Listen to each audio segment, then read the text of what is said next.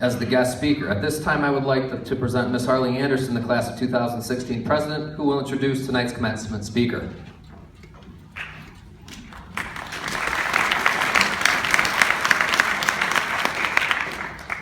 Mr. Brian Nopper graduated valedictorian of Cassadaga Valley High School with the class of 1991. Following high school, Mr. Nopper attended the Rochester Institute of Technology, pursuing a Bachelor of Science degree in Electrical Engineering on an Air Force ROTC scholarship. While at RIT, Mr. Nopper competed and earned a spot in the Air Force Specialized Undergraduate Pilot Training Program. Upon graduating from RIT in 1996, Mr. Nopper was commissioned as a second lieutenant in the United States Air Force and began his military career at pilot training at Laughlin Air Force Base, Del Rio, Texas.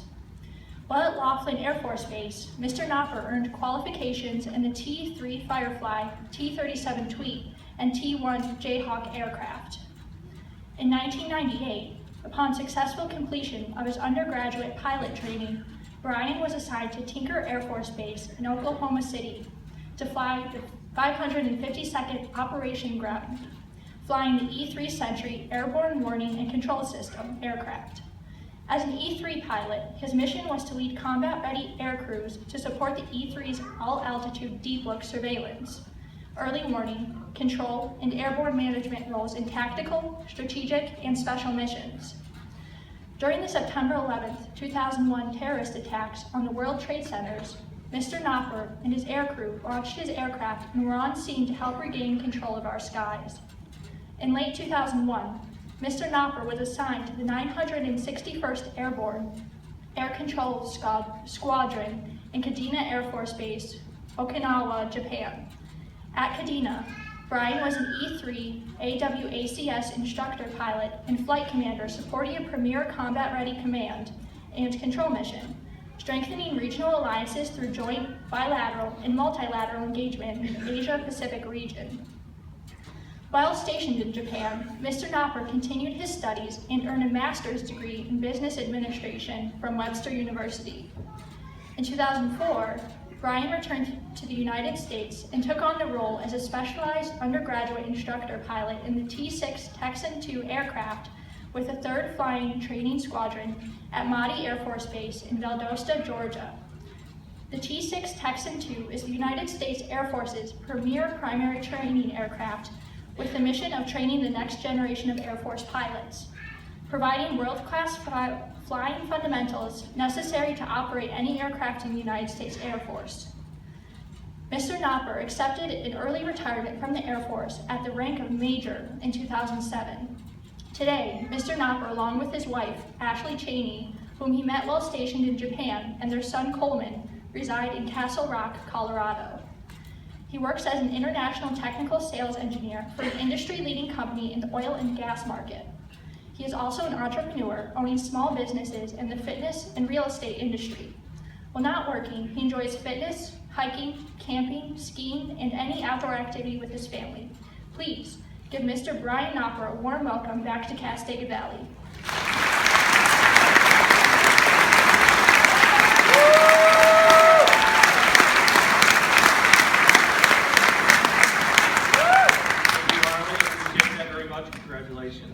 Well, good evening, Cassadaga Valley, class of 2016. Thank you so much. It's an absolute honor to be back here today speaking to you.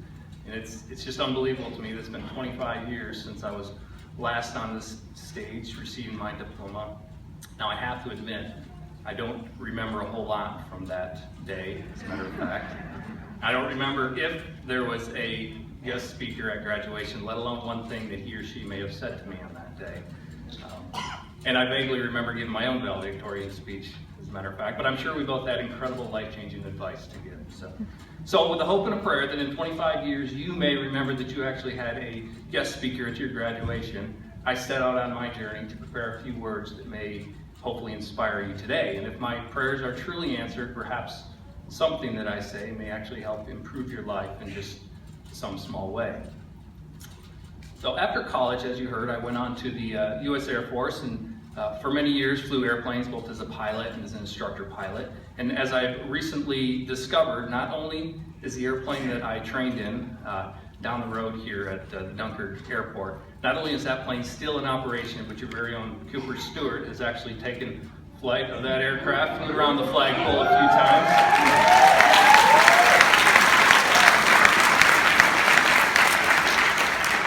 I look forward to following Cooper's career as he goes to the ROTC program at Embry-Riddle, and then and if he chooses to the Air Force training program, which I did 20 years ago.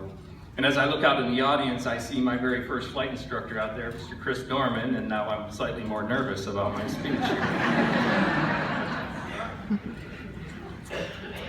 Anyway, I believe there is no question that the U.S. military, particularly the U.S. Air Force, trains the best pilots in the world. And the environment of the U.S. Air Force pilot training base is, as you can imagine, rather intense. Every single pilot on that base has already overcome and surpassed many academic and leadership challenges and overcome many obstacles just to be selected to be part of this esteemed group of future aviators. And many are there following their childhood dreams, as I was. And earning your rite of passage to wear the Air Force wings on your chest comes at the expense of hundreds or thousands of hours of focused studying and intense and sometimes nauseating flight training and flight briefings and debriefings and daily evaluations over the course of more than a year. And throughout the course of that year, each pilot is required to master several skills with very little room for error, because as a military pilot and as a civilian pilot, small errors or a breakdown in communication or a lack of focus can jeopardize the mission, jeopardize your life, jeopardize the lives of others, and least importantly, a multi-million-dollar aircraft. But with tremendous perseverance, at the end of the training program, the student pilots will pin on the wings on their chest, and they'll walk away with an incredible skill set that very few people have the opportunity to achieve. Now, as I went through my career as an Air Force officer, and as I have now transitioned back to a non-flying civilian role, I made a very profound discovery. See, as an Air Force student pilot, not only did I become a much better pilot, I became a much more capable person. I discovered that many of the skills that are essential to master as a military pilot could also be translated and applied to life outside of the cockpit. I'd like to share a few of those with you today. In flying, probably one of the most important skills that nearly every new pilot lacks is situational awareness. Situational awareness, in its simplest terms, is the ability to observe what's going on around you and then make decisions about your actions based on your interpretation of those observations. In pilot lingo, we typically refer to it as SA, or keeping your head on a swivel. Now, the concept of SA sounds rather simple, right? And academically speaking, it is a rather simple concept, but when you're faced with complex and stressful tasks, maintaining situational awareness requires a whole new level of experience and discipline. And perhaps we all know somebody who lacks situational awareness. Maybe you've seen somebody driving down the road completely oblivious to the fact that their turn signal has been blinking for the past 25 miles right in front of their face on the dash. And if you don't know somebody who lacks situational awareness, there's a good chance it's you. In some respects, I kind of admire somebody who has the ability to go through life completely oblivious to the world around them. It seems rather peaceful, but typically not a dominant characteristic of high achievers. The process of obtaining excellent situational awareness can be broken down into 4 steps: observe, orient, decide, and act. And in the cockpit, in competition, in the workplace, and generally in life, the person who can cycle through those steps the quickest generally wins. So the observe part of the equation is what most people think is situational awareness. They observe what's going on around them, and that's a great start. But to truly obtain a keen sense of situational awareness, you need to orient yourself with your environment so that you know what you should be looking for and how it could possibly impact you in the future, now and in the future. And once you process that information, you'll be in a much better position to decide and take action. So whether you're going off to the military or college or the workplace, you are going to be faced with the opportunities and the responsibilities to make many decisions. How well you observe your environment and orient yourself to the possible outcomes will decide the quality of the choices that you make. In the book, The Compound Effect by Darren Hardy, which I highly recommend that you read, Darren defines the compound effect as the principle of reaping huge rewards from a series of small, smart choices. So your life is not going to be defined by one or two huge decisions that you make. Every decision that you make, no matter how slight it is, will alter the trajectory of your life.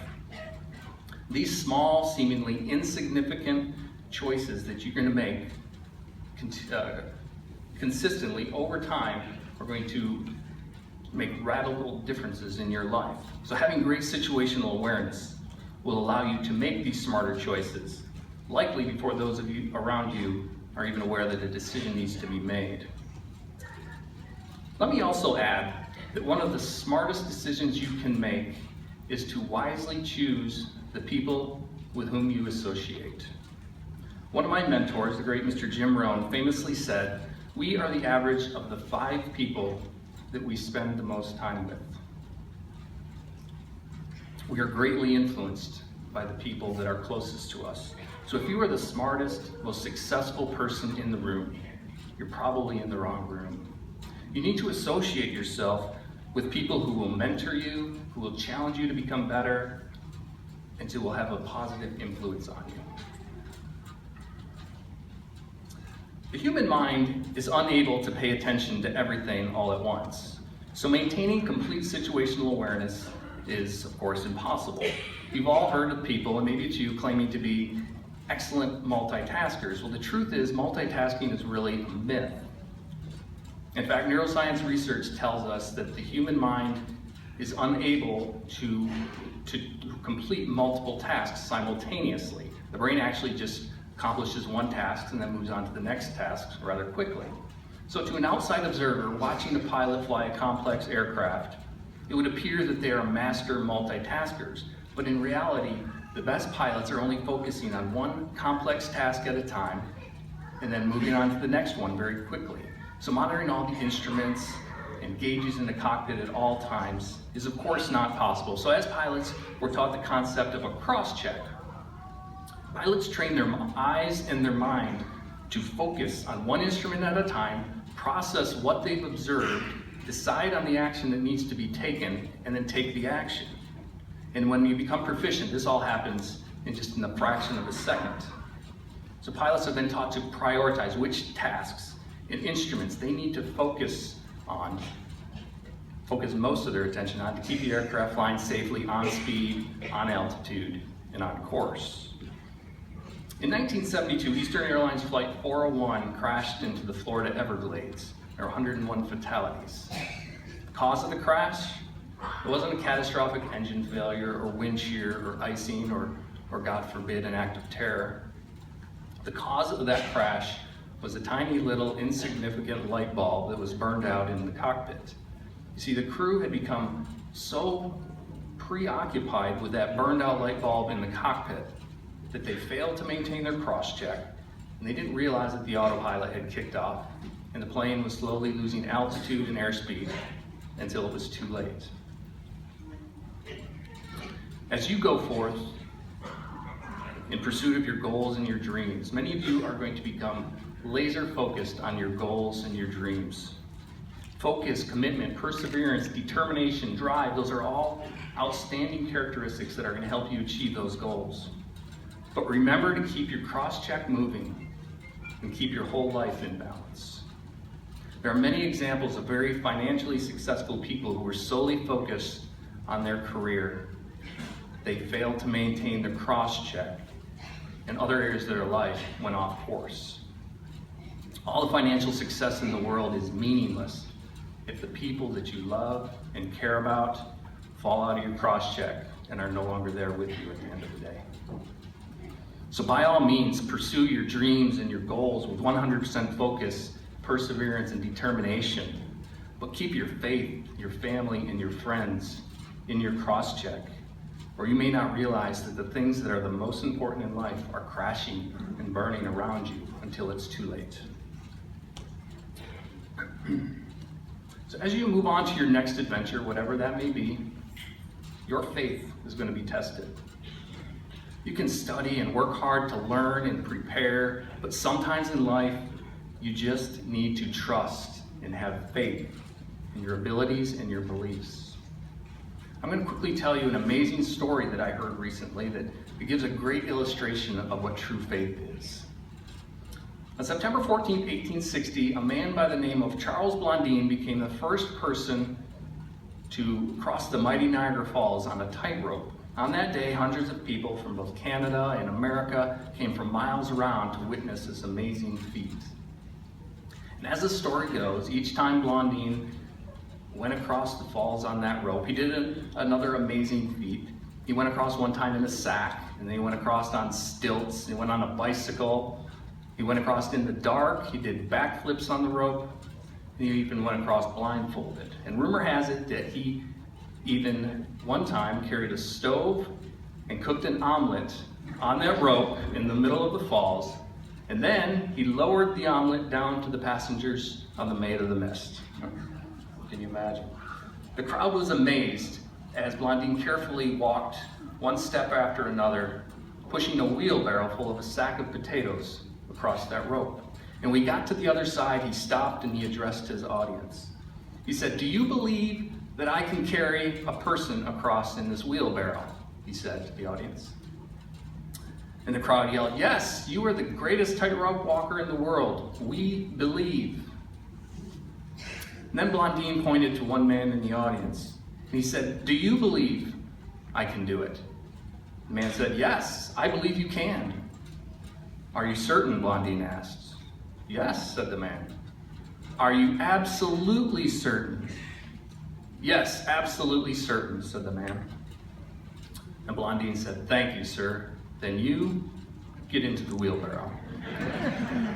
But as the story goes, the man did not get into the wheelbarrow. Don't know if I blame him.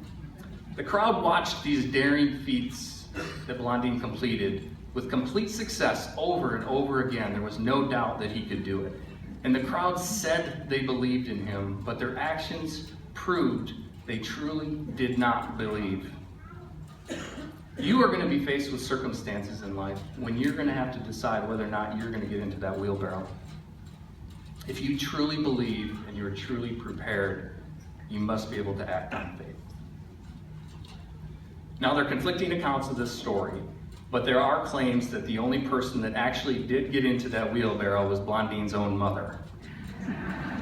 God bless our mothers and their unwavering faith. You, the members of the class of 2016, have goals. I don't know what those goals are, but whatever they are, they aren't big enough. I want you to magnify those goals, make them huge. Don't think about how you're going to accomplish these goals right now. That's really none of your business. When you define your goals and set a deadline and write them down, it gives your brain something to think about and to focus on. You're essentially giving your mind a new set of eyes. You'll start to find creativity and resources and ideas and circumstances surrounding you that you have never seen before and you would have never seen had you not set these goals. Make no mistake about it, achieving meaningful goals is hard work. And do me a favor. When times get hard, don't sit back and wish it were easier. You need to stand up, lean forward, and wish you were better. Most people fail at their goals in life, not because they aim too high and miss. They fail because they aim too low and they hit their target. And sadly, many people don't even aim at all. Don't let that be you. You have dreams, you have goals, whatever they are, I know you can achieve them. Let me leave you today with this inspiring message from another one of my mentors, Mr. Les Brown. I've heard Les speak many times through the magic of the internet, but most recently in person at a conference near my hometown in Denver. And he always ends his speeches in the same motivating way that I want to share with you.